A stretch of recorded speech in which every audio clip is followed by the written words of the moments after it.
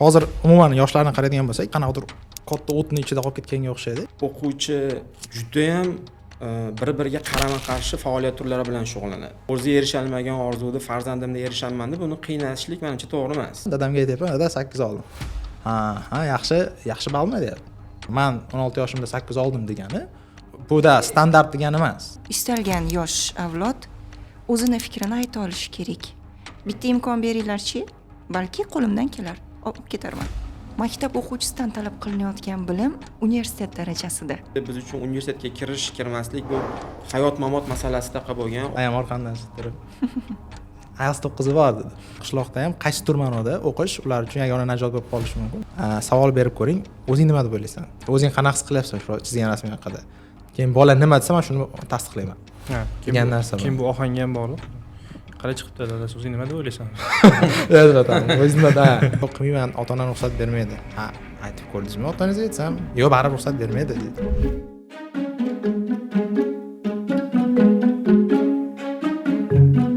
Xo'p, assalomu alaykum barchaga. Bugungi Registon podkastimiz ustozlarimiz bilan va bugun tanlagan mavzumiz judayam dolzarb. Shuning uchun aynan hozirgi kunda yoshlar bilan ko'p ishlaydiganlar bular ustozlar. Shuning uchun Registon o'qituvchilar komandasidan ustozlar chaqirganmiz va bugungi mavzumiz aynan o'tish davridagi yoki umuman olganda yoshlarni ularni o'qishga xalaqit beradigan narsalar haqida gaplashamiz. Ustozlarni birma-bir tanishtirib o'taman va sekin savollarimizga o'tib ketaveramiz. Assalomu alaykum ustozlar. Xo'p, birinchi ustozimiz, mehmonimiz Nigora ustoz. Ona tili fanidan dars berishadi. Assalomu alaykum hammaga. Assalom. Xo'p, Furqat ustoz ingliz tili IELTS dan dars berishadi va keyingisi Javohir ustoz. Endi sekin savollarga o'taveramiz. Ya'ni umuman olganda bugun gaplashadigan mavzumiz juda ham jiddiy. Sizlar yoshlar bilan ko'p ishlaysizlar. Shuning uchun bilishimiz kerak va aynan sizlarning o'quvchilaringdagi bo'ladigan holatlar. O'zi qanaqa hozirgi kunda bolalarni o'qishga, ya'ni o'qishdan chalg'itayotgan qanaqadir narsalar bormi yoki qanaqadir tashqi bosim bormi? Nima deb o'ylaysizlar? Ustoz, boshlaysiz. Hozirgi kunda bolalarni, yoshlarni o'qishga bo'lgan e'tibor katta. Lekin mana shu e'tibor bir paytda o'zida bosim beradi. Juda katta bosim beradi. Bu azaldan shunaqa bo'lib kelgan. Masalan, bizda ham bo'lgan qo'shnini bolasi bilan solishtirish yoki qarindoshlarni orasida bolalar bilan solishtirish. Shu kabi holatlar hozirgi kunda aynan avjiga chiqyapti. Chunki sharoitlar juda ham yaxshi. Milliy sertifikat, IELTS, TOEFL yoki boshqa fanlar doirasidagi bular qanaqadir imtihon, qanaqadir sinov. Lekin bundan kimdir o'tadi, kimdir o'tolmay qolishi mumkin. O'tolmagan yoshlar orasida bosim kuchayyapti. Nafaqat ota-onalar, ustozlarda o'zi ham talab qilishi yoki o'zini o'zi stressga tushishi, depressiyaga tushishi va hokazo holatlar yuzaga kelyapti. Tushunarli ustoz. Sizda fikrlar qanaqa? Men o'ylashimcha, bosim har doim bo'lgan. Haqiqatda bosim kuchayganmi desa, menimcha bizni hududlarimiz, ya'ni Markaziy Osiyo hududlarida o'quvchilar ko'proq o'qishga to'g'ri keladi, majbur. Chunki til o'rganish kerak, qo'shimcha hunarmandchilik qilish kerak, o'zini rejalarini, ota-onasining rejasini amalga oshirish uchun. Boshqa davlatlarga solishtiradigan bo'lsak, masalan, ularda xorijiy tilda o'rganish muhimdir, lekin bizchalik muhim emas deb o'ylayman. Shuning uchun haqiqatda biz yoshlarimizda bosim bor. Lekin yana shu narsani aytib o'tardimki, bizning xalqimiz azaldan intellektual juda ham kuchli xalq bo'lgan. Har qanaqangi bosimni azaldan ko'tarib kelgan. Masalan, qarasak, bizning ajdodlarimiz bir necha tilda gaplasha olgan. Arab tilida, fors tilida, o'zimizning o'zbek tilida va boshqa tillarda ham o'zlashtirib kelgan doim va boshqa fanlarda ham, ya'ni juda ham intellektual yuqori darajali bo'lgan. Va men o'ylaymanki, bu bosim o'quvchilarga ortiqchalik qilyapti deysham, qanaqadir ortiqcha bo'lsa kerak. Chunki baribir biz xalqimiz agar to'g'ri yo'naltiriladigan bo'lsa, o'zi genofondimizdan, hali ya'ni yoshlarimizdan juda ham kuchli mutaxassislar, kadrlar chiqishga biz imkoniyatimiz yetadi deb o'ylayman. Endi ikkinchi savolingiz har xil chalg'ituvchi narsalar haqida bo'ladi. Bu menimcha hamma joyda hozir bor dolzarb. Bu internet, ijtimoiy tarmoq, telefon va kompyuter o'yinlar, telefon o'yinlari. Menimcha hozir bolalarda ongi uchun qanaqadir kurash ketyapti. Ya'ni hamma e'tibor talab qilyapti. Bu ham marketing tomonlama, ham boshqa kuchlar tomonlama yoshlarda ongi uchun har xil kurashlar ketyapti va bolalarga jicha qiyin ham.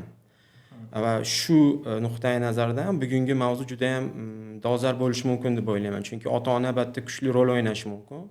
Bolalarni to'g'ri yo'nalishga yo'naltirish uchun. Chunki ular tajribasi bor, boshqa. Shuning uchun men o'ylaymanki, bu mavzu juda ham bugungi kunda aktual. Rahmat ustoz. Hello my friend. Qo'shimcha qilaman men, chunki ko'pincha narsa aytib bo'lindi. Hozir umuman yoshlarni qaraydigan bo'lsak, ya'ni 13 yoshdan 20 yoshgacha o'rtachada oladigan bo'lsak, ular nazarimda qanaqadir katta o'tni ichida qolib ketganga o'xshaydi. Ya'ni biz kattalar nisbatan, ya'ni ulg'ayib 25, 30, 35 yoshli odamlar diqqatni bitta joyga qaratib, har xil atrofimizda omillar bizga hayotga ta'sir qilayotganda effektiv bundan chiqib ketishimiz qiyin bizga. Bolalarga undan 2 karra qiyinroq, chunki oldin misol uchun shartli ravishda kichkina sinf orada bir-biriga taqqoslangan bo'lsa, hozir keng maydon, ijtimoiy tarmoqlar, bu joyda ota-onani bosimi, chunki natijalar bo'yicha ham ya'ni o'ziga xos inflyatsiya kuzatilyapti oldingidan nisbatan va bu ko'proq taqqoslashga olib boriladi. Va bu holatda 15 yoshlik shartli ravishda yana emotsional hali yetarlicha moslashuvchan bo'lishga ulgurmagan bola juda katta stressda qolib ketib qolishi mumkin va buni ota-ona tushunmay qolishi mumkin. Va men o'zimni ingliz tili soham bo'yicha bitta misol bermoqchi edim. Bizda asosiy dars o'tayotganda hamma fanga ham taalluqli bo'lsa kerak. Asosiy maqsad bu shunaqa muhit yaratish kerakki, bola unda qatnashishga, fikr bildirishga, xato qilishga qo'rqmasligi kerak. Ya'ni bemalol muhit yaratish kerak.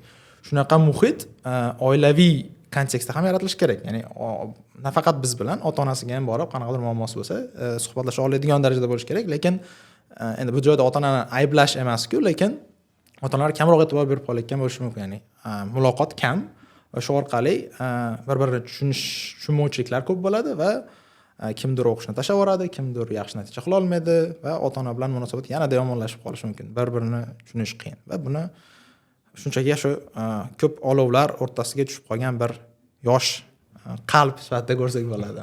Tushunarli. Hamma nimalarimiz, fikrlarimiz baribir aylanib borib ota-onaga boradi. Chunki bolani eng ko'p natijasini kutadigan ham qolganlarga nisbatan ota-ona. O'shuning uchun hozir bizda misol bolada chalg'itadigan narsalar misol uchun bo'lishi mumkin, ijtimoiy tarmoq bo'lishi mumkin, kompyuter o'ynaydi, boshqa narsalar bo'lishi mumkin, lekin baribir biz asosan bosim haqida gaplashayotgan bo'lsak, ko'proq katta qismi ota-onada bo'ladi. Chunki ota-ona naqa kutadi, natija kutadi va boladan shu narsani so'rashni boshlaydi. Xo'p, bunda o'zi ota-onaning roli qanaqa bo'lishi kerak? Bizda misol meni o'zimda ham bo'lgan, ota-onamni mendan so'raydigan, talab qiladigan narsalari ko'p bo'lgan va hozirgi kundagi ota-onalarda qo'yayotgan talablari o'zi hozirgi avlodga to'g'rimi? Bizni paytda qo'ygan ota-onalar talabiga taqqoslayotgan bo'lsak, bir xilmi? Bunga fikringiz qanaqa? So'z? Xo'p, ota-ona farzandidan kutayotgan narsaga keladigan bo'lsak, endi birinchidan umuman farzandlarga qilinadigan investitsiya bu eng yaxshi investitsiya deyiladi. Ya'niki ota-ona barbekor farzandiga yaxshilik tilaydi va balki qaraganda farzandini bir suyanch sifatida ko'rish mumkin yoki bo'lmasam farzandiga o'zini erisha olmagan orzularini shu farzandida ko'rish xohlash mumkin. Endi bosim qo'yishi qanchalik to'g'ri yoki noto'g'ri degan savol bo'ldimi hozir?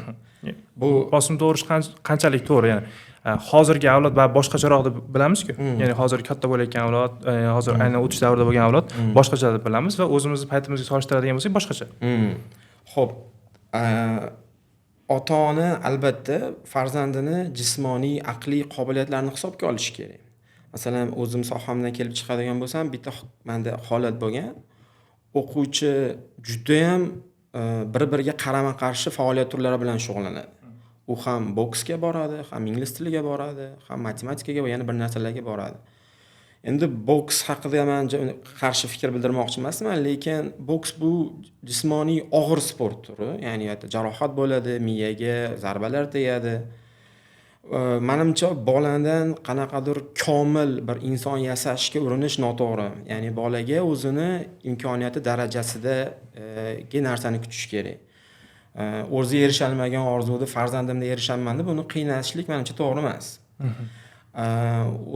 Men o'ylaymanki, o'zi birinchi farzanddan kutiladigan narsa bu xulq jihatidan to'g'ri bo'lishligi va qanaqadir sohani yaxshi egasi bo'lishligi. Bu hamma sohada mukammal bo'lishi kerakli degan narsa bu haligi bir nechta nima deydi, ikkita quyonni orqasidan quylagan bittasiga ham erishalmaydi degan narsaga o'xshab ketadi. O'shaning uchun o'ylayman, bosim bu asosli bo'lishi kerak va farzandlarning qobiliyatini hisobga olish kerak. Lekin shu bilan birgalikda ko'pinchasi to'g'risi teskari holat ham yuzaga kelib qoladi, ya'niki ota-ona o'zining ishlari bilan band bo'ladi, ya'ni ro'zg'or boshqa deydi, farzandni o'qishlari bilan unchalik qiziqmay qo'yadi. Va kerakli bosimda ota-ona keragidan ham umuman bermaydi desak ham bo'ladi ba'zi bir holatlarda. Ya'niki farzandi o'qishdan o'tdimi, guruhdan guruhga o'tdimi, oxirgi qanaqa natijada ketyapti. Shunaqa ota-onalar ham bor. Ustoz? Meni fikrimcha, hozirgi yoshlarda qarshi fikr bildirish bizi davrdagi yoshlarga nisbatan ancha rivojlangan. Masalan, men o'zim bu kasbda egallashimga aynan ota-onam sababchi bo'lgan, aynan ona tili adabiyot o'qituvchisi. Men aslida fizika faniga qiziqardim. Fizik bo'lmoqchi edim. Qanaqadir sharoitlar, uydagilarning talabi va hokazo, buning orqasidan ona tili o'qituvchisi bo'lib faoliyat yurityapman. Va men qarshilik qila olmaganman deylik. Lekin hozir 15 yosh singlim o'zi istagan sohani tanladi, o'zi istagan sohada o'qiyapti va tayyorlanyapti. Ularda qanaqadir qarshilik bildirish intuitsiyasi yo'q, xislati shakllangan. Bu ham to'g'ridan to'g'ri nimaga olib boradi? Masalan, hozirda davrda mediada baribir qarshilik qil, o'zingni talab qil degan narsa bor. Media yutuq ular uchun. Bizda qarshilik bildirish bu qanaqadir xato ish deb ko'rsatilgan. Masalan, bizga ham oddiy kasb tanlash. Men faoliyatimda esse yozdiraman. Milliy sertifikatga kerak. Esse mavzusi kasb tanlashda ota-onani aytganini qilish kerakmi yoki o'zini? O'quvchilarning juda ko'pchiligi o'zim aytganimni qilaman deb fikr bildiryapti. Bu 10-11 sinf o'quvchilarining fikri. Masalan, men o'sha yoshimda esse yozganimda, ota-onam qanaqa orzu qilgan bo'lsa, shunaqa farzand bo'lardim degan narsani yozgan bo'lardim. Shu ustoz qo'shimchalar. Xo'p. Savolga meni javobim ko'proq o'tgan safar aytgan muhitimga borib taqaladi. Chunki agar biz hozirgi paytgacha ota-onalarni bolalarga bo'lgan e'tiborini bitta koordinat o'qiga qo'yadigan bo'lsak, oldin aytaylik, umumiy holatda deyarli e'tibor bo'lmagan deb hisoblashimiz mumkin. Ya'ni juda ham kam e'tibor berilgan. Hozir menimcha bir xil holatda o'ta ham ko'p e'tibor berib borilyapti. Ya'ni berishim kerak. Ular ham tushunishyapti, bolalarga investitsiya qilish kerak o'qishiga va o'ta ko'p e'tibor berib, ya'ni katta kontrol bo'lib ketyapti. Ya'ni bola o'zini erkin his qilmayapti qaysidir ma'noda. Ya'ni o'zi umuman qaraganda muvozanat bo'lish kerak. Muvozanat qilish eng qiyin ishlardan bittasi. O'zim aytib beraman. Endi menda nisbatan ota-onam qo'llab-quvvatlashi yaxshi bo'lgan. Qanaqa ma'noda nimasidir sinab ko'raman desam, ha, mayli qilib ko'rar. Va qiziq holat, endi IELTS birinchi marta topshirganimda 8 ball olganman. 16-17 yoshga kirganimda va endi u paytda ota-onam IELTS degan narsa haqida xabari yo'q. Javobim chiqyapti. Yugurib bordim. Xursandman, dadamga aytyapman, dada 8 oldim. Ha, yaxshi ballmi deyapti. Ha, yaxshi. Hamda zo'r. Ya'ni hozir bo'lsa ota-onalar aynan shu ijtimoiy tarmoq tufayli ham, YouTube orqali ham ko'p ma'lumotga ega bo'lgani uchun hamma yo'qni bilishadi. Nima yaxshi ball, nima yomon ball. Hozirgi sizni 16 da olgan 8 ham hozir qanaqadir bosimga sabab bo'lishi mumkinmi? Hozir men tushuntiraman, chunki u paytda men ko'p vaqtim bo'lgan, bolalarga tushuntiram bosim bo'lmasi kerak. Lekin bunda nima demoqchiman? Ota-ona ko'p ma'lumotga ega. Shu orqali baribir xohlaymizmi taqqoslash bo'ladi, ko'payadi va hozirgi ballar jihatdan o'sha aytganda inflyatsiya bor. Misol uchun meni paytimda dinozavrlar paytiga o'xshab ketyapti. 2015-16 yillarda masalan 6,5 ball IELTSdan juda ham yaxshi, zo'r ball hisoblangan. Hozir 6,5 mensishmaydi deyarli olib qarasa. Shu holatdan kelib chiqsak, bitta iqtibos keltirmoqchiman. Mashhur qadimda psixoanalitika faniga hissa qo'shgan odam Karl Jung, eshitgan bo'lishlaring mumkin. Shu aytganki, ota-ona qachon muvaffaqiyatga erishadi? Qachonki u muvaffaqiyatsizlikka uchraganda. Ya'ni qanaqa ma'noda ularning miyasida ota-ona qilish kerak bo'lgan ishlar ro'yxati bor. Shu ishlarni qilmaganda u ota-ona sifatida muvaffaqiyatga erishadi. Ya'ni nima demoqchi bu joyda? Bizda an'anaviy qarash qanaqa? Bolani yaxshi nazorat qilish kerak va shuni ekstremal holatga olib borishadi. Juda katta nazorat qilishadi. Shu nazorat qilmasdan ozgina erkinlik berib, unga yo'l-yo'lakay, ingliz tilida guideline deydi. Ya'ni yo'l-yo'riq ko'rsatadigan, xatosidan o'rganishga sal yordam bergan, lekin juda ham ko'p nazorat qilmaydigan ota-ona bo'lsa, shunda zo'r ota-onalikka erishgan bo'ladi. Shu holatda ham misol uchun sal o'rganib, nimaga unaqa qilmayapsan? Men bu balda olmayapsan, 2 yildan beri o'qiyapsan-ku degan oshiqcha bosimlardan ko'ra, vaziyatni o'rganib, o'qituvchi bilan aloqada turib, sal muvozanatni ushlashga harakat qilish kerak. Muvozanatni ushlashmasa, shu joyda ota-ona men uchun qaysidir ma'noda ota-onalik sifatida muvaffaqiyatsizlikka uchrayotgan bo'lishi mumkin. Ya'ni muvozanat ushlash qiyin. Nigora ustoz gapidan bitta narsa bilsak bo'ladi. Ustoz mana bosimdan tashqari aytyapmiz, ota-ona bizga nimani tanlab berishi, ya'ni kelajagimizda kasbimizni tanlab berishi, lekin biz ustoz bilamiz, o'zini kasbini yaxshi mutaxassisi va aynan o'zi xohlamagan, yoshligida xohlamagan nimada. Ya'ni o'zi xohlamagansiz ona tilida, fizika tanlagansiz, balkim fizikada bunchalik bo'lmas edi, ona tilida bo'lganchalik. Bunda biz o'ylashimiz mumkin, qaysidir ma'noda bu narsa ham juda ham to'g'rimi yoki hayot tajribasi birinchi o'ringa chiqadi bunaqa paytda yoki farzand psixologiyasini bilgani. Masalan, men kichkinaligimda qanaqadir she'r yozgan bo'lishim mumkin, lekin men buni xotiramdan o'chgan. Lekin uydagilar biladi, ota-onam ko'rgan bundan. Demak, ona tiliga qiziqishi bo'lgan buni. Shuning uchun bu harakatni amalga oshirdi. Lekin bu menda istamagan holda amalga oshirganman bu ishni. Buni ko'rishgan va shu sohani tanlashgan. Shunda shu sohada ozmi ko'pmi muvaffaqiyatga erishgan mutaxassis sifatida shakllanganingiz, shunda ota-onangiz ko'proq shunga undagani tufayli deb o'ylaysizmi yoki o'zingizni moslashuvchan bo'lganingizdan? Yaxshi savol. Hozir o'zim moslashuvchanligim desam maqtangan bo'lib qolaman. Ota-onamning tajribasi. Ularni tanlab bergan yo'lidan yurganim sababli shu muvaffaqiyatga erishganman. Demak, bu doimo bosim minusga olib kelmaydi degani. Yaxshi tomonlari ham bo'lishi mumkin. Zo'r. O'zi boshdan beri aytyapmiz, bosim, ota-onaning bosimi, tashqi bosim, boshqa deyapmiz. O'zi bosim nima bola uchun? Ustoz, siz boshlaychi. Xo'p, oddiy kontekstda menimcha masalan har qanday ulg'aygan inson, yoshi katta inson, oilasi bor inson o'zini qanaqadir yelkasida mas'uliyatlari bor deb his qiladi. Ya'ni oilasi oldida shunaqa mas'uliyatlar, ya'ni doim bilasiz, miyangizda nimadir shuni qilishim kerak degan narsa bo'ladi. Shu narsani o'quvchida o'ta ko'payib ketishi, ya'ni bu ota-ona tarafidan yoki o'zi ko'rib turib buni qilishim kerak, ya'ni sog'lom standartlar miyada ko'payib ketib qolsa, chunki standartlar bu har xil bo'lishi mumkin. Ya'ni ingliz tilida flexible, ya'ni moslashuvchan bo'lish kerak bu joyda. Masalan, xuddi shu, masalan, men 16 yoshimda 8 oldim degani, bu da standart degani emas. Hamma olish kerak 16 yoshda. Men 8 olishni xohlaganman deganim emas. Shunchaki men balkim jarayonda maza qilib, shunchaki shu natijaga kelib qolgan bo'lish ehtimoli ham bor. Shuning uchun nosog'lom standartlar ko'payib, shuni nazorat qiluvchi odamlar ham ko'paysa, ya'ni atrofda bu ota-ona bo'ladi va o'zi xohlamagan tarzda uni do'stlar circle guruhi desak ham bo'ladi. O'qituvchisi va umuman olganda bolani miyada qilishim kerak degan narsa. Lekin menimcha yaxshiroq o'rganib, chinakamiga biror narsani mutaxassis bo'lish uchun sal erkinlik, ya'ni qilishim shart emas, qilib ko'ray.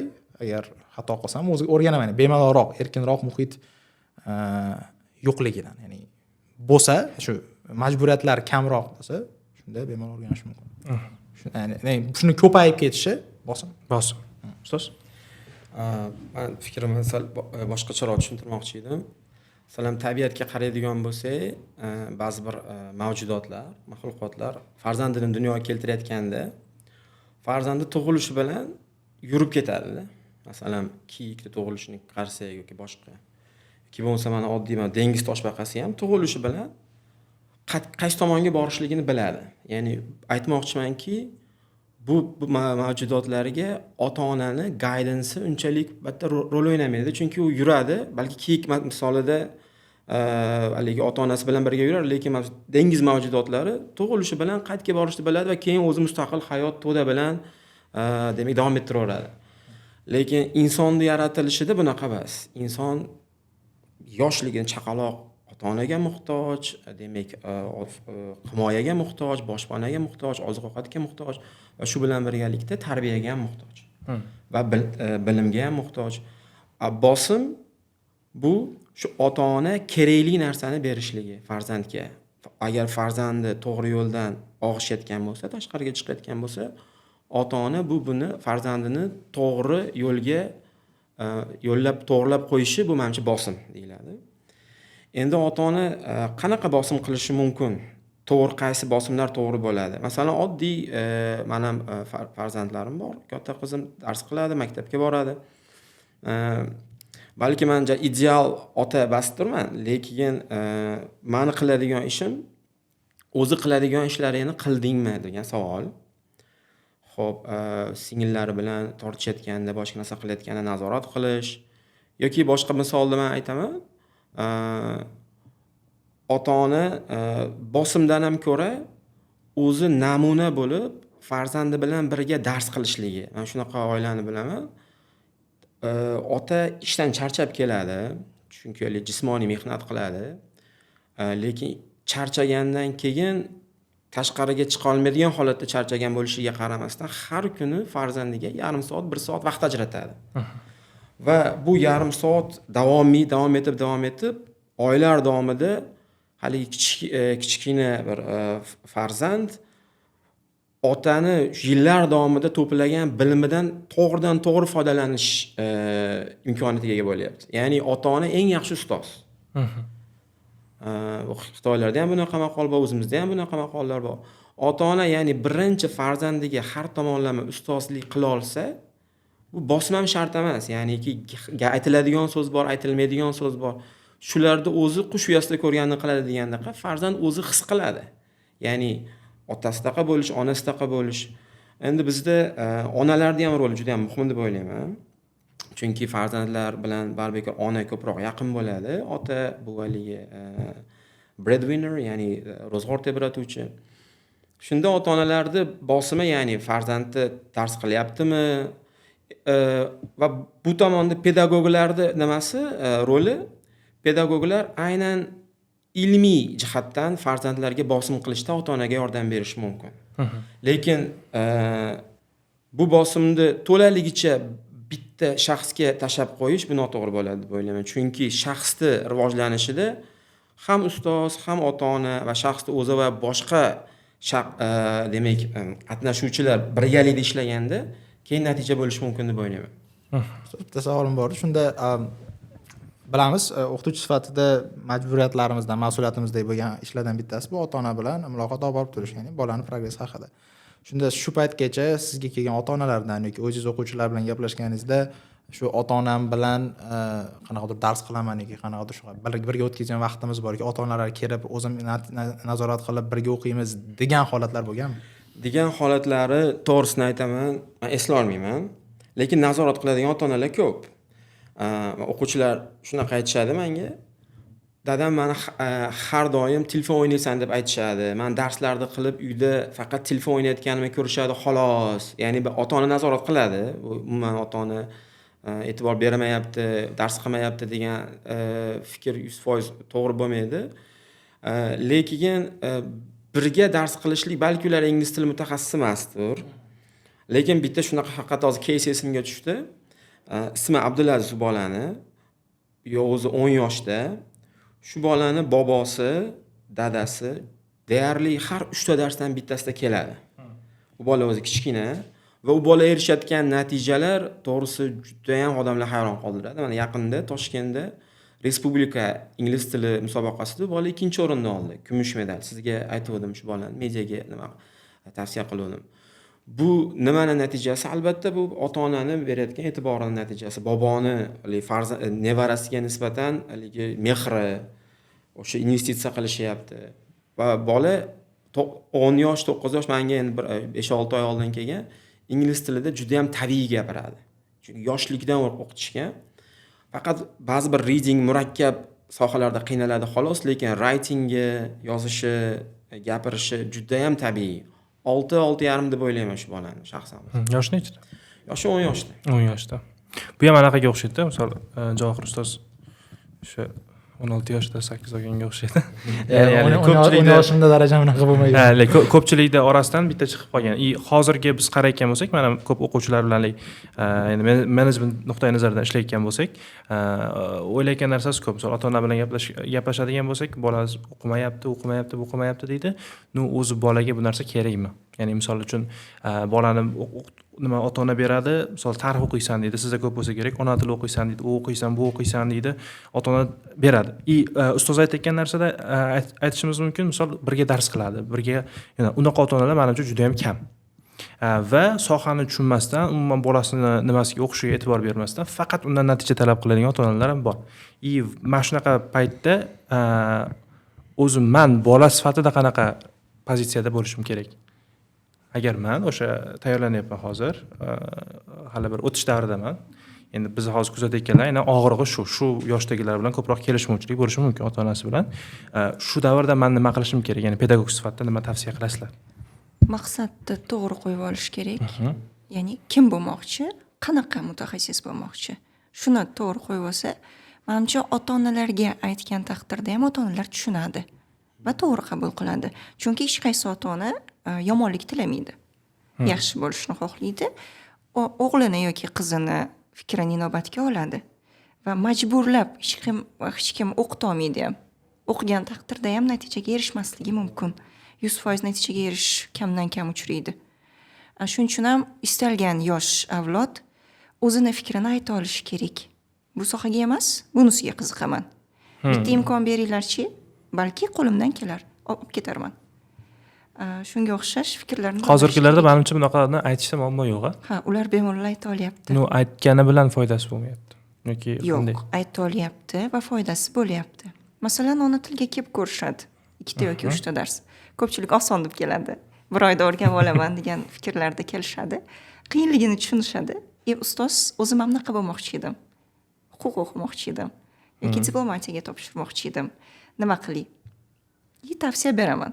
Ona tilini majburiy blok uchun o'qing, o'rganing, chiqsin natijasi, uydagilarga ko'rsating va gaplashing. O'zingiz kim bo'lmoqchisiz?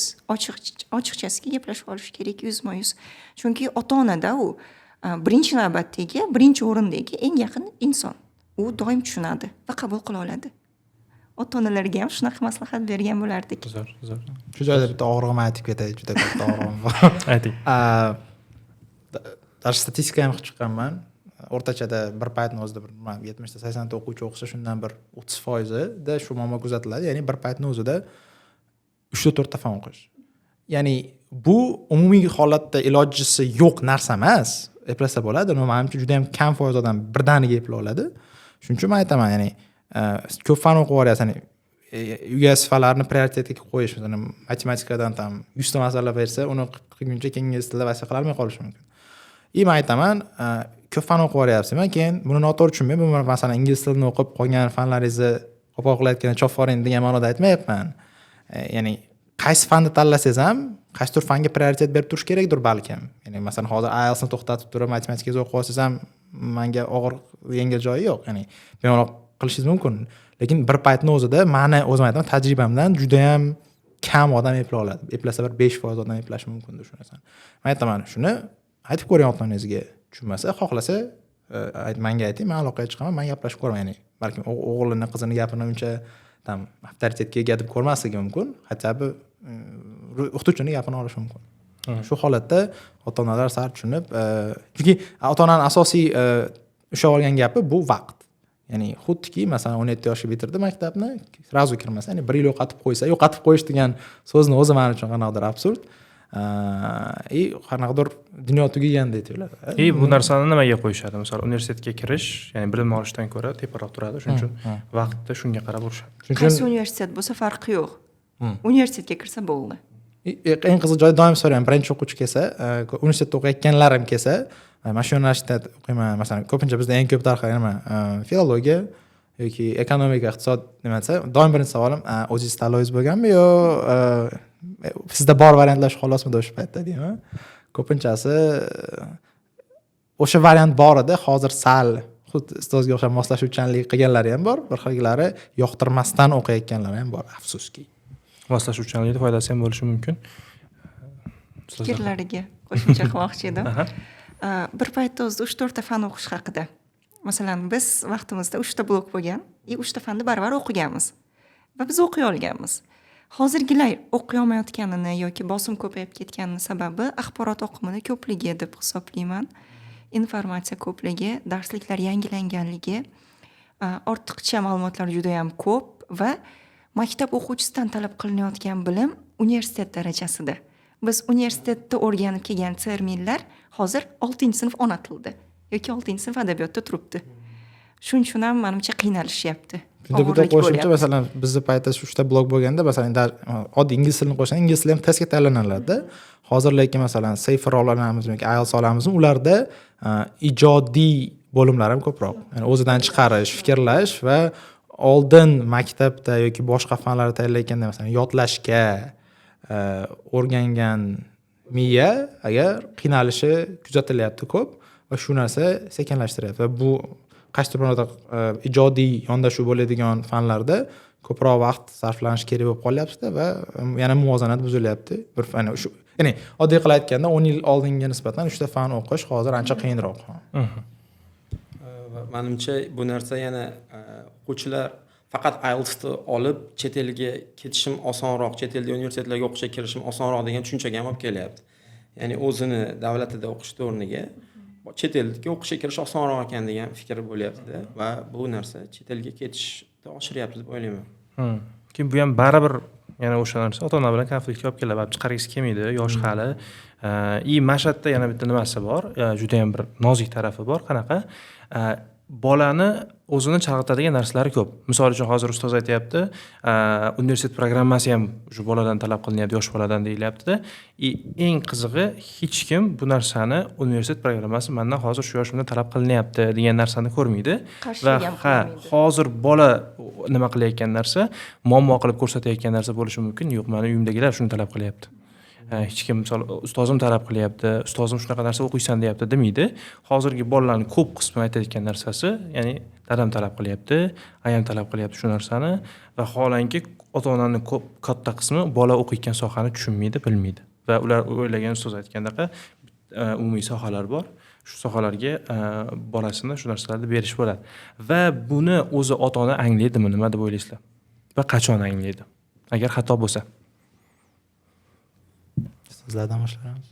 Ustoz, sizdan boshlaylik. Endi men o'ylashimcha ota-onaga farzandi o'qishga kirishi muhim. Ya'ni farzandini qanaqadir qiyinchiliklarga ko'z yumishi mumkin. Ya'ni talab qiladi, o'qishga kirishing kerak deydi. Mani haligi o'rtoqlarim farzandlari o'qishga kirdi, sen nimaga kirmayapsan degandaqa eshitganman o'zim shunaqa narsani.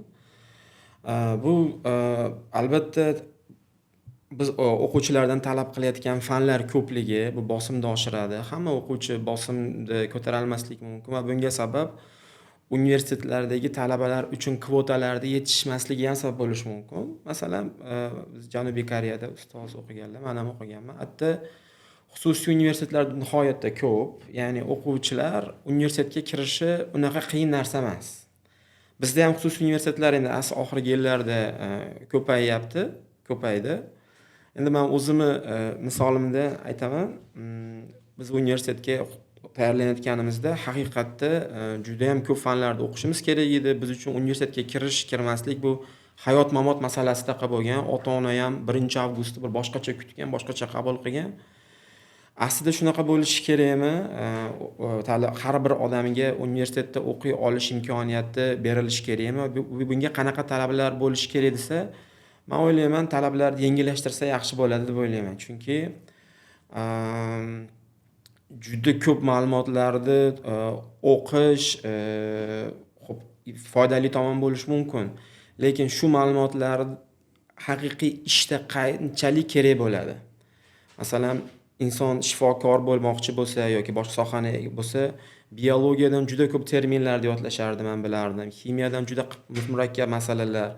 shular qay darajada o'zi ishga aloqador, ya'ni sohaga aloqador. Balki shunda yengillashtirilsa, balki o'quvchilarga ham bosim kamaygan bo'lardi. Balki uni o'rniga qanaqadir fanlarni miqdorini kamaytirib, chuqurlashtirilgan bir fanlarga yo'naltirsa, balki yaxshiroq natijaga erishiladi. Masalan, ko'p universitetlarda asosiy talab qilinadigan narsa SAT yoki bo'lmasam magistraturada yana boshqa bir matematikaga o'xshagan GRE yoki bo'lmasam bu fan, til bilish darajasiligi. Ya'ni talabi unchalik katta emas demoqchiman. Albatta uni qo'shimcha qilgan ishlari muhim bo'ladi o'zini bo'sh paytlarida. Lekin barbekor men o'ylayapman, bizda haqiqatda o'quvchilarga talab ko'p. Buni kamaytirsa va to'g'ri yo'nalishlarga yo'naltirsa, balki natija ko'proq bo'ladi deb o'ylayman. Endi ota sifatida misol o'zingizda qanaqadir farzandga beradigan bosim bormi yoki agar u noto'g'ri bo'lsa qachon anglaydi? Ota sifatida men farzandimga beradigan bosim hamma fanni to'g'risi aytadigan narsam, hamma fanni o'qishing shart emas deyman.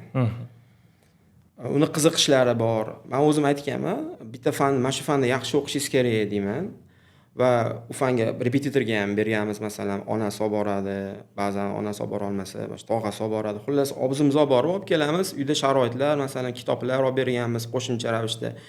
Va bu narsani yoshlikdan boshlash kerak. Universitetga kirishga 1 yil, 2 yil qolganda bas, balki ertaroq boshlanish kerak, chunki bola shakllanishi o'sha 12-13 yoshgacha bola juda ko'p narsalarni o'rgana oladi, chunki o'sha miyasi, jismoniy qobiliyati hammasi yangi fanlarni tezroq o'zlashtirishga moslashgan bo'ladi. Va shunda fanlarga ko'proq yo'naltira bilish kerak deb o'ylayman. Bu narsa qilinmasa, oxirida keyin fanlar, o'qiydigan fanlari ko'payib ketadi. Natijada yana o'quvchiga bosim, ota-onaga muammolar kelib chiqadi. Aytmoqchisiz, bolalikdan agar e'tibor berilmasa, o'sha universitetga yaqinlashib qolgan paytda bosim ko'payib ketadi. Joyiga bitta qo'shimcha qilmoqchi edim. Bu o'zi vaziyat, ya'ni ota-onalar o'zgaradimi, o'zgara oladimi degan vaziyat. Menga bunaqa ishlar, ya'ni jamiyatni sotsiologik tahlil qiladigan bo'lsak, qaysidir avlod, aytaylik, biz xohlagandek bo'lmasligi mumkin va savol bo'ladi, bu avlod yoki o'zi vaziyat qachon o'zgaradi jamiyatda deganda, ko'pchilik noumid bo'ladi yoki ko'p vaqt ketishini tan oladi. Men bu vaziyatni xuddi shunaqa ko'raman. Ya'ni ehtimol juda ham kam, qiyin vazifa butun jamiyatda ota-onalarni hamma yo'l tushunib o'zgartirib yuborishi, lekin noumid shayton. Ya'ni qanday umid qilsak bo'ladi? Menimcha juda ham kichik o'zimizni ichimizda qilishimiz mumkin islohotlardan katta islohotlargacha. Ya'ni katta islohot, ustozga to'liq qo'shaman. Baribir ta'limga e'tibor berish. Chunki umumiy ta'lim darajasini oshirmasdan keng fikrlovchi yoki qolgan kamida boshqa insonni o'rniga o'zini qo'yib qo'yuvchi insonni tarbiyalash qiyin. Zo'r ta'lim tizimisiz. Shu narsa bo'lsagina, ya'ni ota-ona ham o'zini ta'limiga e'tibor bersa, misol uchun tasavvur qilib ko'ring, O'zbekistondagi aytaylik 50 yoshli ota-ona bilan boshqa davlatdagi, qaysi g'arbiy davlatda bo'lishi mumkin, ota-onani bakalavr qilish ehtimoli qancha 50 yoshida. Boshqa davlatlarda bu kuzatiladi. Mana shaxsan o'zim ham xolam Amerikaga ketgan va 55 yoshida bakalavr o'qigan. Shu narsa ta'limga e'tibor qancha, ularga imkoniyat qancha.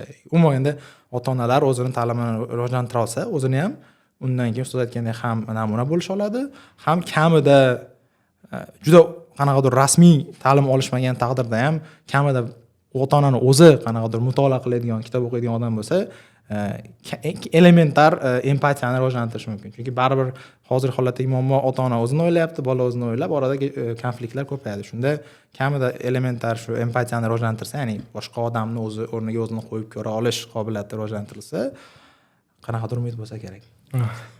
Sizda qanaqa ustoz? Mening fikrimcha ham jamiyat o'zgarishi uchun avlod almashishi kerak deb o'ylayman. Chunki masalan hozirgi avlod ota-ona bo'lsa, nimadir o'zgarishi mumkin. Chunki u yashayapti shu sharoitda. Shuni ko'ryapti, boshdan o'tkazyapti. Keyin o'zgarishi mumkin. Bu narsa anaqa bo'lmaydimi? Misol uchun men hozir ota emasman, ya'ni oila qurmaganman-da. Oila qurganimdan keyin boshqacha odam bo'lib qolish. O'zgarishimi? Yo'q, sizga nisbatan bosim bo'lganda, siz yashadingiz. Siz farzandingizga nisbatan o'sha bosimni qanchadir kamaytirasiz. O'zgarish bo'ladi sizda. Keyin jamiyatni qanday qilib o'zgartirish mumkin? Ustozlarning fikriga qo'shilaman. Oliy ma'lumotli o'qimagan deylik, universitetda o'qimagan, lekin diplomi bor. O'sha shaxs bilan kollej yoki maktabni bitirgan shaxs baribir farq qiladi. Garchi o'qimagan bo'lsa ham, lekin unda oliy ta'limda qanaqadir dunyoqarash shakllangan, nimadir fikrlari o'zgargan. Buni qanaqa qilish mumkin? Kvotalarni o'zgartirish yoki kengaytirish. Bu amalga oshyapti. Men abituriyent sohasida ishlayman. Shundan kuzatuvlar natijasida o'tgan yilda masalan 300 ta bo'lgan bo'lsa, bu yilda 450 ta kvota. Bu yaxshilanyapti degani. Yoki men magistraturam. Bu yil men topshirgan yilim 22 kishi qabul qilingan. Hozir 20 kishi o'qiymiz. Bu yil 30 tadan 2 ta gruppa bo'lyapti. Bu yaxshilandi degani. Kvota kengaygandan keyin jamiyatni fikrlovchi, bizga o'xshagan bahs yurita oladigan qatlami shakllanadi va kengayadi. Ya'ni mana shu joyi menga rosa ham qiziq. O'zim ko'p o'ylaydigan narsa. Hozir shunaqa fikrlayapmiz. Bizda farzand bo'lgandan keyin farzandimizga nisbatan fikrlashimiz o'zgarishi. Siz aytyapsiz, qanaqadir bosimni ko'rgansizda, farzandingizga nisbatan kamaytirasiz. Bu degani, biz hozir ota-onani farzandga qo'yayotgan bosimi yo'g'ib ketishiga hali ancha bor. Men kamaytiraman. Mani bolam kamaytiradi, bolasi kamaytiradi yoki umuman kamaytirmaydi, bosimni kuchaytirib yuborishi mumkin. Demak, umuman yo'q bo'lmaydigan narsami bu? Bizda aynan nima yo'q bo'lmaydi? Bosim yo'q bo'ladi. Talab, ya'ni noto'g'ri talabmi, to'g'ri talabmi, bolaga qo'yayotgan talablar bosimdor sifatida hozir aynan bu bosimmi yo'qmi? Ya'ni foydali bo'lishi mumkin. Ustoz aytayapti, misol sizda ham ko'ryapsiz, foydali bo'lishi mumkin va buni men bolalar tilidan gapirayotganim uchun aytayapman. Bolalar uchun bu bosim. Shunaqa deb hisoblashadi. Boshida ham aytib o'tildi, bosimni biz tabiiy ravishda faqat negativ ko'rmasligimiz kerak. Ustoz aytishdi, ya'ni majburiyatlarni hammasini bosim deb ko'rsak bo'ladi dedi. Menimcha, siz savolingizga javob bera olsam kerak, chunki masalan 1-2 yil oldin so'raganingizda javob berishim qiyin bo'lishi mumkin, chunki lekin hozir o'zim ota bo'lganman. Qanaqadir farzandga bo'lgan nisbatan qanaqadir muhabbat bo'ladi, unga nisbatan himoyalash hissi kuchayadi. To'g'ri. Himoyalash doim bo'ladi. Himoyalash uchun bo'lsa, siz qanaqadir bosim berasiz baribir. Nazorat bo'ladi. Shuniga qilishga xohish, unga bo'lgan ehtiyoj qaysidir ma'noda. Lekin menimcha, aynan hozirgi avlod sog'lom va nosog'lom bosim nimaligini farqini yaxshiroq tushunsa kerak. Nisbatan ota-onasiga nisbatan. Menimcha, shu jihatdan menimcha avlod sal boshqacharoq bo'ladi.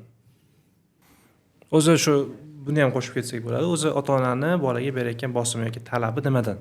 Qo'rquvdanmi, himoyadanmi, kelajakka nisbatan nimadir umiddanmi, nimadan? O'zida ko'ra olmagan, o'zi amalga oshira olmagan narsalarni bolasidan xohlaydi.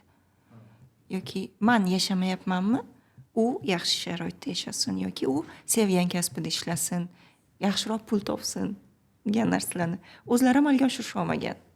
Ularda ham qanaqadir bosim bo'lgan o'zlarining ota-onalari tarafidan va ichidagi menlar qolib ketgan. Shunda qiziq savol bor. Meni rosa qiziqtirgan, o'zim yakuniy javobga yetmaganman hali. Shunchaki fikrlab ko'rish uchun savol. Shunda o'zi yetisha olmagan loyiha deylik, loyihani bolasida ko'rishi va uni erishishga undashi bu sof, samimiy qilinayotgan, ya'ni bolam uchun yaxshiroq bo'lsin deb qilinayotgan narsami yoki bu egodanmi yoki masalan men shunaqa loyihani yetishtirdim, ya'ni bolani loyiha sifatida ko'radigan bo'lsak, qo'pol qilib aytganda, shuni men yetishtirdim deb o'zini egosini ozuqalashmi degan savol bor menda. Men pozitiv fikrliman. Shuning uchun samimiy deb o'ylayman. Samimiy deb o'ylaysiz, ustoz? Men o'ylayman, ikkalasi ham bo'lishi mumkin deb o'ylayman. Birinchidan haqiqatda ego bo'lishi mumkin, o'zini ya'ni shaxsiy manfaatlaridan kelib chiqqan bo'lishi mumkin. Ya'ni bunda ko'ramiz misollarda bolalar bolaligini yo'qotadi. Ota-ona o'sha orzusiga erishaman, juda ko'p farzandini cheklaydi, o'ynamaydi bola. O'qiydi yoki sport bilan shug'ullanadi. Yo'qotilgan bolalik bo'ladi. Bu narsa albatta menimcha salbiy narsa, lekin yaxshi tomoni ham bor. Ya'ni balki ota yoki ona ma'lum bir hayotiy tajribasi orqali shu yo'l to'g'riligini kechroq anglab yetgan bo'lishi mumkin. Va farzandim hali oq bilan qorani hali ajrata olmaydi, bir tushunmaydi, lekin eng to'g'ri yo'l shu deb farzandiga bosim qilayotgan bo'lishi mumkin. Bu niyatiga bog'liq bo'ladi va ikkala holat ham bo'lishi mumkin. Endi nima bo'lganda ham barbekor ota-ona hech qachon farzandiga yomonlikni tilamaydi. Men o'ylayman, hamma ota-ona ham, aksariyat ota-onalar farzandiga faqat yaxshilikni tilaydi. Lekin batda bosim o'ta kuchli bosim o'tkazayotganlar bu juda ham kamchilik tashkil qilsa kerak. Ko'pchiligi barbekor yaxshilikda. Misal Xitoy darajasiga yetib bormaydi. yoki bo'lmasam ota-ona o'sha o'zi erisha olmagan loyihani shunchalik ideallashtirgan bo'ladi-da. Umuman bolasi uchun yo bo'lmasam o'zi uchun ham o'sha loyiha yoki ish deylik, qanaqadir kasb deylik, dan boshqa yaxshiroq kasb yo'q deb hisoblaydi.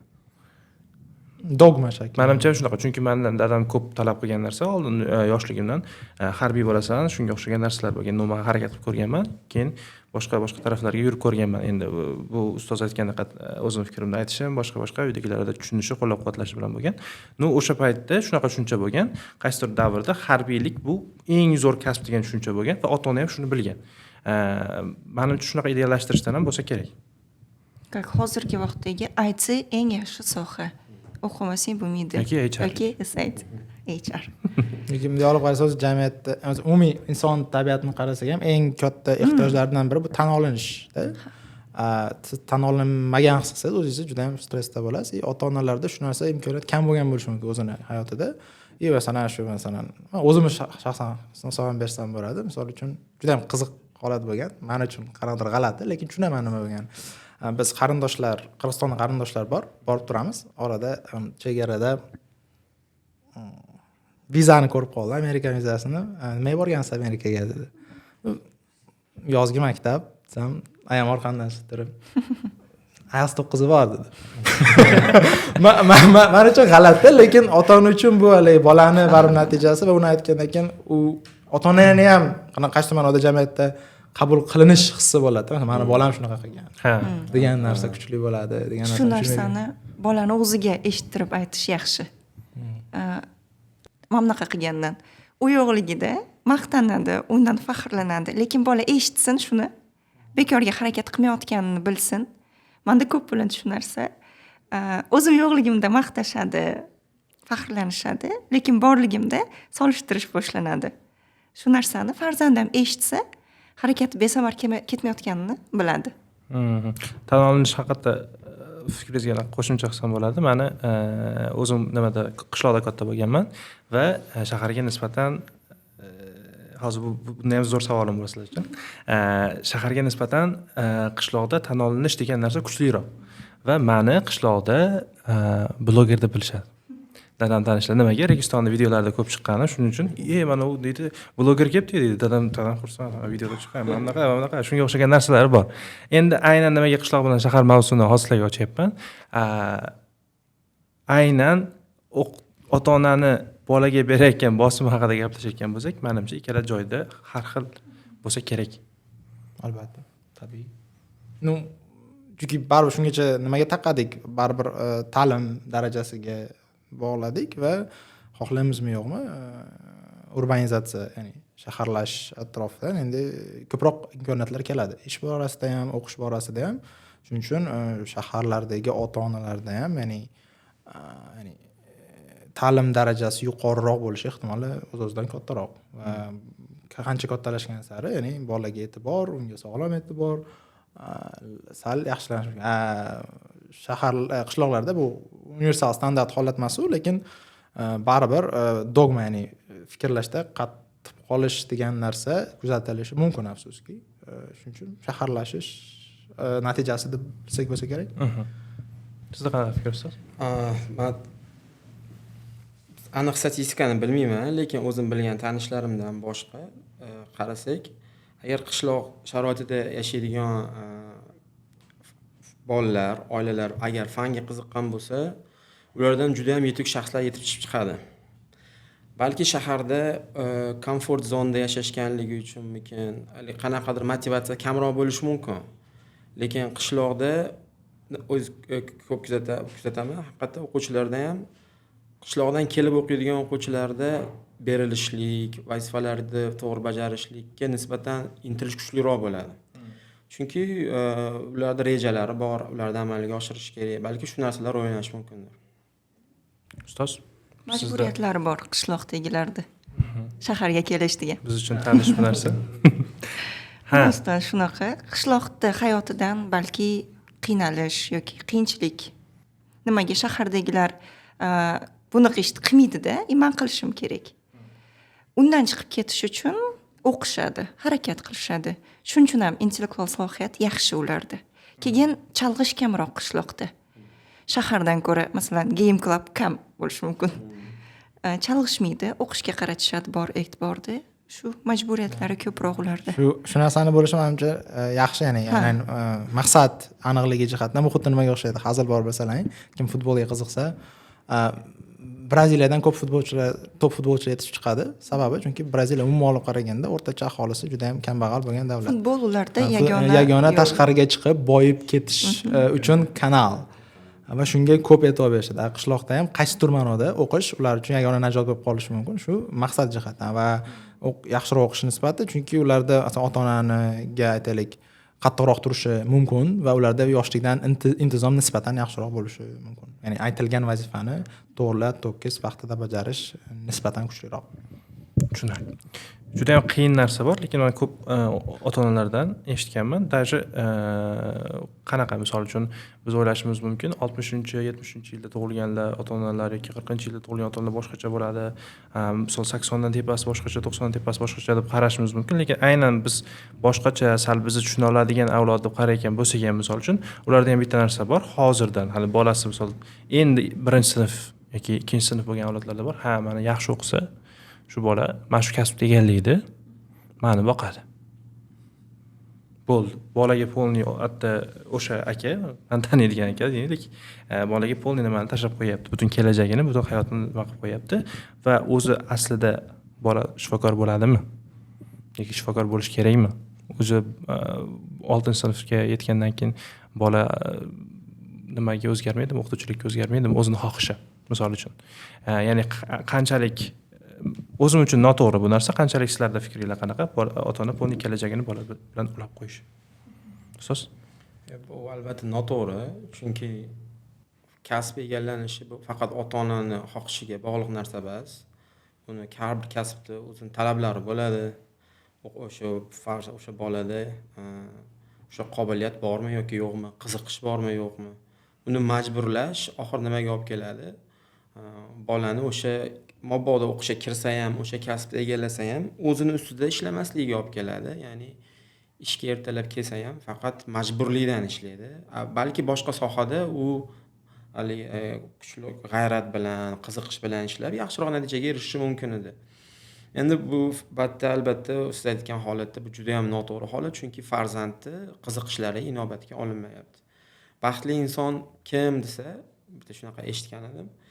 Ishga shoshilib borib, uyga shoshilib qaytadigan odam baxtli odam. Ya'ni u odam ishga shoshilib boradimi? Menimcha taqab kech qolib boradigan odam paydo bo'lishi mumkin, agar mabodo ishlasa ham. Bundan ham yomon oqibati, u o'zini ishini mas'uliyatli bajarmasa, u demak u nafaqat o'ziga, balki o'sha ishga bog'liq bo'lgan juda ko'pchilik aziyat chekishi mumkin bitta odamning noto'g'ri qaroridan. O'shaning uchun men o'ylayman, farzandni o'zi qiziqmaydigan sohaga, yo'qsa shu sohada ishlaysan, keyin meni boqishing kerak deb majburlash, bu menimcha noto'g'ri va ota-onani o'zi ham farzandidan umid qilishga haqqi bor, chunki farzand yoshligida ota-onasi unga qaradi, uni boqdi, xuddi shunaqa uni burchi qarashligi. Lekin bu narsani faqat sen meni boqishing kerak deb o'zi bir qandaydir uni shaxsiy qarorlariga haddan ziyod ko'p aralashishi noto'g'ri deb o'ylayman. Bu misol aytayotgan ota-onani o'zini komfortini o'ylashdan ham. Shu bolaga kelajagini tashlaydi, keyin xotirjam mana sharoitni qilib berganda sizda qanaqa ustoz fikr? Men yana esidan misol beraman. Juda ham fikrlarini o'qib hayron qolaman. 10-11-sinf o'quvchilarda shunaqa teran fikr bor. Lekin ular ayta olmaydi. Ota-onangizga o'qidingizmi, shu esseni o'qib bering, uslubiy xatoligini ko'rib bersin deb fikr bildiraman. Yo ustoz, xijolat bo'laman. Imom naqa fikr beryapti. Adashmasam Stiv Jobsdan iqtibos. Inson yaxshi ko'rgan kasbida ishlamaydi, yashaydi. Shuning uchun ham o'zi tanlash kerak degan xulosa chiqaryapti. Juda ko'pchilikda ko'rdim bu narsani. Shuning uchun ham ota-onalar nimadir qaror qabul qilishdan oldin maslahatlashishi, fikrini eshitishi kerak deb o'ylayman. Shunda bitta farzandini hayotini yaxshilashi yoki yomonlab yuborishi ham mumkin. Bu maslahatlashishga bog'liq.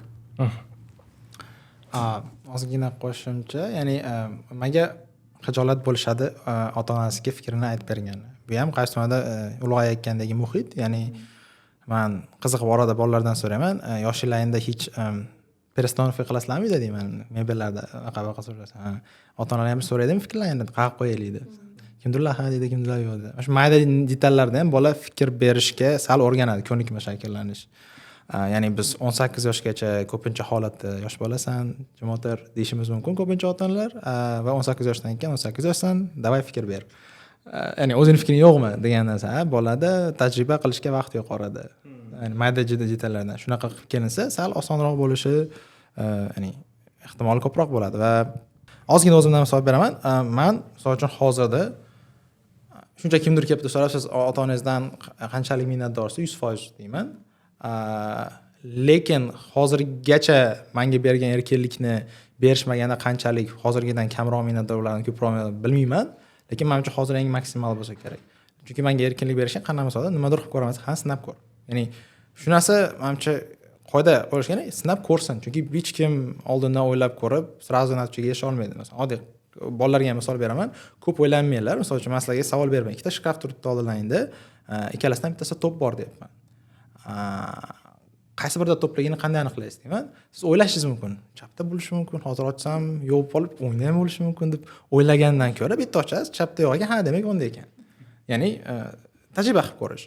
Masalan, o'zim shu paytgacha hali ham universitetni bitirmaganman. Ko'pchilik hayron bo'ladi. 26 yoshga kirganman. Birinchi Koreyani sinab ko'rganman. Xo'p deyishgan. 1 yil o'qib, qaysi jihatlari yoqmagan.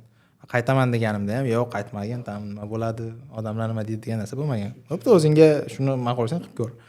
Keyin, masalan uchun shu paytda siz aytganda IT keng tarqalgan sohalardan biri, o'zim akam IT mutaxassisi, akam qarayapman, yaxshi daromad qilyapti. Men ingliz tilini bilsam, qo'shimni qo'shsam yaxshiroq bo'lishi mumkin. Sinab ko'rdim, qarasam menga yoqmadi. Chunki men shaxsiyat jihatdan dinamikroq odamman, turib gaplashib ko'p yurishim kerak. U ishni ishlay olmadim. 1 yil o'qidim universitetda IT, yoqmadi, yana tashlab yubordim. Boshqa va oxiri mana o'zimni hozir sotsiologiya o'qiyman. Shu sohamni topdim, lekin shunga 4-5 yil ketdi. Va bu normal. Masalan, 1 yildan keyin bitirsam, masalan, qaysidir o'quvchilarim bor. Mana oldin bitirib, o'sha magistratura qilishadi, lekin men hali bakalavr bitirmagan, endi oxirgi yil o'qiyapman. Va lekin men xursandman va shuni shu orada menga qo'pol qiladigan xalaqit berib, oshcha bosim qilishmagani uchun ota-onamga doim rahmat aytaman. Birinchi aytgan fikringizga fikr bor edi. Mana bunaqa dedingiz, shkaf tanlayotganda yoki mebel joylashtirayotganda so'raydimi? Shu narsada men yutganman. Har qanaqa mavzuni men bilan maslahatlashishadi, fikrimni so'rashadi. Bu menga normal. Kichkinaligimdan shunaqa. Kimdir uyimizga mana bunaqa narsa oldik desa, siz bildingizmi? deb so'rayman. Yo'q, olib kelib qo'yishibdi. Nimaga sizdan so'rashmadi? Menga hayratlanarli bu narsa. Chunki shu vaqtgacha mendan fikr so'ralgan. Hamma mavzuda maslahatlashilgan. Shu narsani standartga olib chiqish kerak deb o'ylayman. Xo'p, endi meni yana bitta rosa ham qiziqtiradigan savol bor. Johir ustoz aytdi, unda haligi fikr berish imkoniyati bolada yo'q edi. 18 ga kirgandan keyin talab qilib qoldi. Ota-ona xuddi shunaqa. O'zi bola misol fikrini bera olmay, yetkiza olmay katta bo'ldi va undan keyin qanaqa bo'ladi? Misol 18 ga kirgandan keyin undan aniq jamiyat ham fikr kutadi, ota-ona ham fikr kutadi, balkim kutmasligi ham mumkin. Shunda bola aniq o'zini fikrini ayta oladigan bola bo'ladimi? Yoki umuman kimgadir qarama odam bo'lib yetishadimi? Yoki hayotini qaysidir qismida o'zgaradimi? Bunda fikringlar qanaqa? Menimcha temperamentga bog'liq. Chunki menda ham xuddi shunaqa bo'lgan bo'lishi mumkin, lekin men sangvinik bo'lganim uchun vaziyatdan chiqib ketganman. Endi qaysidir inson o'zini fikrini yetkazib bera olmasligining sababchisi ham o'sha ota-onasini 18 yoshgacha fikr olmagani va keyin talab qilishni boshlagani bo'lishi ham mumkin. Bu inson shaxsiyatiga bog'liq deb o'ylayman. Bunaqa vaziyatdan chiqib ketish uchun bizga ko'p aytishadi, auditoriyaga kirib, shunchaki nimadir gapir. Nimadir fikr berishdan qo'rqma yoki savol paydo bo'ldimi, ayt. Shunda o'zini fikrini yetkazib bera oladigan shaxs bo'lib katta bo'ladi deb o'ylayman. Siz ustoz? Ingliz tilida overprotective parents degan so'z bor. farzandini haddan ko'p asrab olib erkinlik bermaydigan bu negativ oqibatlarga olib keladi deb o'ylayman. Chunki bolada shaxsiy qaror qabul qilish shakllanmagandan keyinchalik u qiynaladi. Menimcha ota-ona barbekor farzandiga mustaqil fikrlashni ham o'rgatish kerak. Chunki u tabiiy ota-ona har doim farzandi bilan birga bo'la olmaydi. Shuning uchun erkinlik berib, unga o'zini sinashga haqiqatda imkoniyat bersa, maqsadga muvofiq bo'ladi. Agar farzand haddan ziyod ko'p ota-onasiga suyanib qoladigan bo'lsa, o'zi yakka holda harakat qilish kerak bo'ladigan imtihonlar bo'lishi mumkin yoki boshqa vaziyatlar bo'lishi mumkin. Unda qanaqadir sarosima kayfiyati bo'ladi, panika paydo bo'ladi. Ota-onam yo'q yonimda, men qanday qilaman? Va bu albatta bolani o'zining imkoniyatlaridan to'g'ri foydalana olmaslikka olib keladi keyinchalik. Xo'p, menda qo'shimcha qilishim mumkin. Siz aytdingizki, shunaqa muhitda katta bo'lib chiqqan bola keyinchalik o'zini fikriga bo'lib qoladimi yoki qolganlarni fikriga qaramay qoladimi? O'z-o'zidan bunaqa tajriba umuman yo'q bo'lgan muhitda katta bo'lgan o'zini o'zi tezda fikr berishni boshlab ketishini kutish absurd kamida. Bu joyda albatta shu kichkina kontekstdan boshlab kattaroq kontekstda misol qilib bersa bo'ladi. Yoki mana bitta qiziq videoga ko'zim tushgan edi. Men shuni qilishga harakat qilaman deb o'zim yodib qo'ygan. Misol uchun aytaylik, men otaman, farzandim kelib, kattaroq bo'lgandan keyin nimadir chizib keldi. Qalay chiqibdi desa, standart javob nima? Da, zo'r chiqibdi, молодец bolam deyish mumkin. Ko'pchilik aytadi, shu yaxshi javob emas. Nimaga? Bir bolani fikrlash uchun undash kerak. Ya'ni zo'r chiqdi desa, ha, demak dadamga yoqyapti. Demak odamlarga yoqish uchun mana shuni qilish kerak ekan. Ya'ni keyingi kelajakda bu odamlarga yoqadigan fikrga moslashishga olib kelishi mumkin. Shunda agar misol uchun qana chiqdi desa, birinchi tavsiya berilgan savol berib ko'ring, o'zing nima deb o'ylaysan? O'zing qanaqa his qilyapsan shu chizgan rasming haqida? Keyin bola nima desa, men shuni tasdiqlayman. Ha, degan narsa bor. Keyin bu ohangga ham bog'liq. Qalay chiqibdi dadasi, o'zing nima deb o'ylaysan? Albatta, o'zing nima ohangga bog'liq albatta. Va yana bitta narsa bilan aytmoqchiman, qancha o'zgarishi mumkin. O'zgarishi mumkin, faqatgina qanaqadir aktiv shuni harakatga keltirgan narsa bo'lish kerak, kuch bo'lish kerak. Mana o'zim aytganim soham sotsiologiya va psixologiyaga qiziqqanim uchun o'zim psixolog tanishim bor. Bitta aytadi, shuna nosog'lom holatdan depressiya bo'ladimi, stress holati bo'ladimi, chiqib ketishni eng fundamental yo'li bu tushunchani o'zgartirish. Nimadir haqida noto'g'ri tushunchaga ega bo'lganingiz uchun siz depressiyaga tushib qolish ehtimoli bor. Tushuncha o'zgartirganingizdan keyin hayotda o'zgarish bo'ladi. Ya'ni bu yana bor ta'limga yo'g'ri taqalyapti o'zi. Endi tushunchani o'zgartirish uchun masalan jamiyat fikriga xuddi shularga fikr bildirishga majbur emasman deb sekin-sekin 14-15 yoshda qilmagan amaliyotini katta bo'lganda qilishni boshlasagina o'zgarish bo'ladi, fikr berish. Zo'r. Sizda fikrlar? Panurk podasi degan termin bor. Bu hamma nima ishni qilsa, u ham o'shanga qo'shilib ketaverish. Pingvinni nima chiqib ketdi? Shu narsada dahshat bo'ldi. Ha, hammaga o'xshash shart emas. Siz qaysidir tomoningiz ulardan boshqacharoqmi? Demak, siz ulardan ustunsiz. Hammaga o'xshash shart emas. O'zingizni o'sha alohida tarafingizni ko'rsata oling. Balki sizga o'xshashga harakat qilishar. Lekin bunga nima qilish kerak? Katta fikrlash kerak bo'ladi. Ya'ni pingvin u o'ldimi yo'qmi bilmaymiz. Shuning uchun haligi baribir bu joyda paradoks holat yana nima? Pingvin o'zi individuallik belgisi, lekin hamma qilib chiqdi-da shu video. Ha, ko'payib ketganlar. Zo'r. Endi bu podkastimizni men ko'rayotgan odamlarning ko'p qismini men yoshlar deb o'ylayman. Balkim ota-onalarga ham ko'rsatar. YouTube'ga qo'yiladigan bo'lsa, katta qismi baribir fikrlaydigan odamlar ko'radi. Bunda endi biz hozir bitta narsa qilaylik. Shu vaziyat bo'yicha biz yangi avlodni a'zolari sifatida ota-onalarga yangi avlodni a'zolari sifatida yoshlarga nimadirlar beraylik. Ya'ni ota-onaning pozitsiyasi uchun qisqaroq aytsak, nimadirlar beraylikda, bola nima qilsin? Shunga o'xshagan narsalarni aytib ketsak, birinchi ota-onadan boshlasak, misol uchun aytishimiz mumkin. Bolangizni eshiting.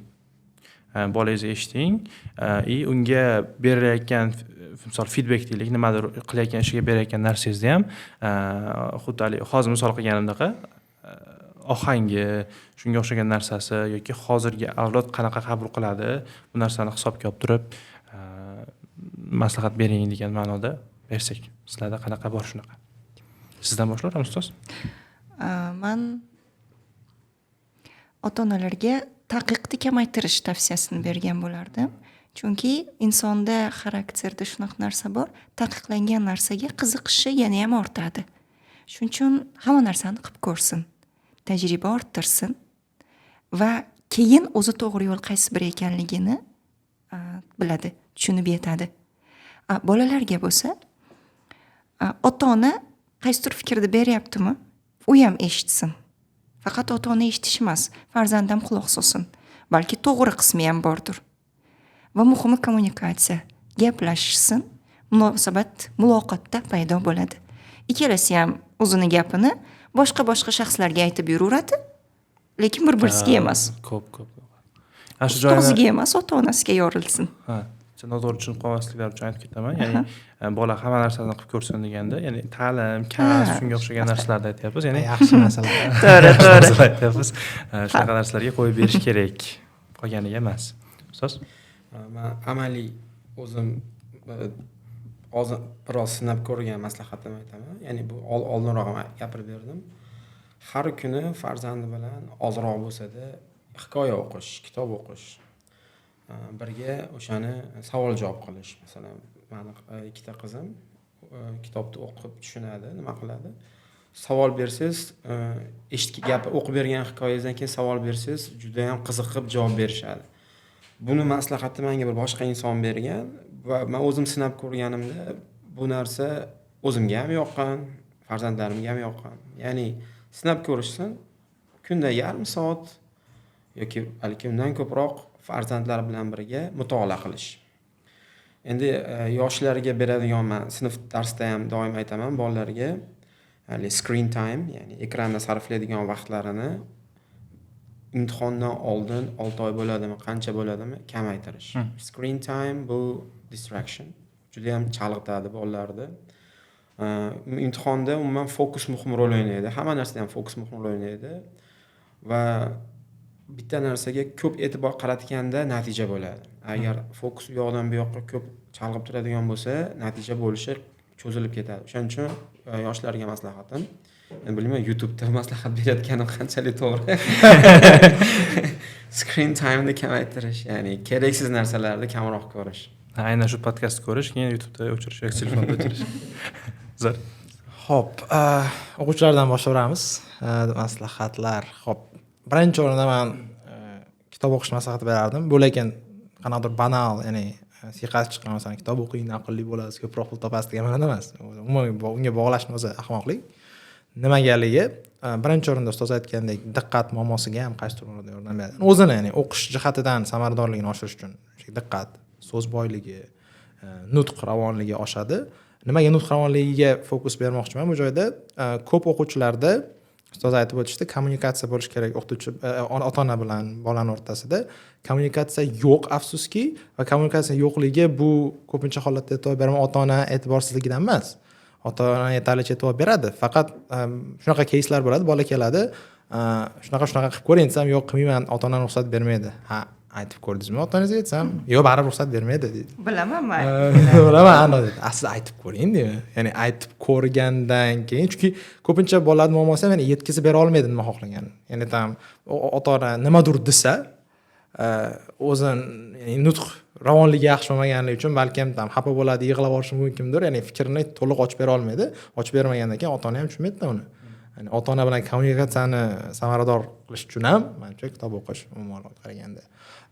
Keyin bitta narsani tushunib yetish kerak. Uni ham o'quvchi, ham ota-ona tushunib yetish kerak menimcha. Bu 1000 odam zo'r bo'lsa ham, kalla zo'r ishlasa ham qaysidir narsalar vaqt oladi. Ya'ni shoshilmaslik kerak. Ko'p narsalar vaqt oladi va shuni ongli ravishda anglab yetsa, chunki ota-onalar kelishadi, masalan, o'zimda ko'p bo'ladi. Mana 2 yildan beri o'qiyapti, 7 ham ola olmaydimi hozir deydi. Gap hozir 7 olishida emas gap deyman. 2 yil o'qidi, hisob e'tibor berdingiz, 2 yilda sof qancha o'qidi? Bolaga kuniga nechta dars bor? 4 soat. 4 soat. Har doim birinchi savolim sofmi deyman. Sof degani bu chalg'itishlarsizmi? Ha bo'lsa zo'r, bo'lmasa o'ylab ko'rish kerak. Va ota-onalarga ham xuddi shunaqa 2 yil o'qidi bolam deganda orada balkim 2-3 oy tanaffus bo'lgandir. Bola orada maqsadsiz bo'lib, nima qilayotganini o'zi bilmasdan 1-2 oyni behuda sarflagan bo'lishi mumkin. Shularni ham ota-ona, ya'ni ota-onalarga yagona, endi juda maslahat deyman, shunchaki so'rovim, iltimosim, shunchaki biron bir narsaga baho berayotganda, ayniqsa biron bir narsa, aynan bolasini holatiga baho berayotganda, hamma narsa bilan birinchi tanishib, keyin xulosaga borish. Xulosaga borishga shoshilmaslik. Shunda ota-onaga ham oson bo'ladi, bola bilan munosabat ham, o'qituvchilar bilan qanaqadir ota-ona o'rtasida konflikt ham ancha kamayadi. Kecha bitta chiroyli narsa o'qib qoldim. Buni shogirdlarimga ham tashlab berdim. Qisqa video ko'radi. Qisqa video ko'radi va uzun video va mutolaa uchun toqat qolmaydi. Uzun video va mutolaa uchun toqat qolmagandan keyin undan bilim ola olmaydi. Ya'ni mutolaa orqali o'qiydi yoki nimadir tushuntirilgan videolar ham uzun bo'ladi.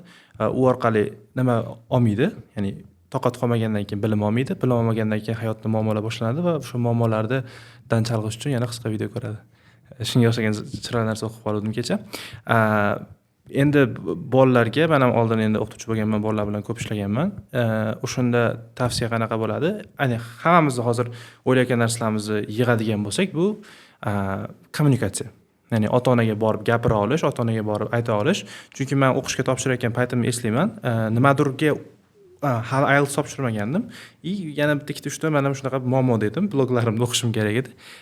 Orqada ketyapman, dadam mashinada ketyapti, onam bor. O'sha dadam uyda ham tayyorlanaver degan nimani beryapti. Yo'q, hali men xohlayapman, kelib borishim kerak, o'qishim kerak, IELTS tezroq olishim kerak, shunga o'xshagan narsa ketyapti. Keyin o'shanda aytganman dadamga. Dadam menga vaqt bering. Bittada o'qishga kiramanmi?